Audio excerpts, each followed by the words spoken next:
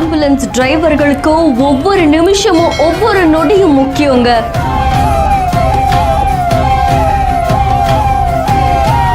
நூத்தி 2 கிலோமீட்டரா 68 நிமிஷத்துல சென்னையில் ஒரு நாள் படத்தை நினைவாக்கிய உண்மை சம்பவம். 6 உயிர்களுக்குமே இவங்க கடவுள்.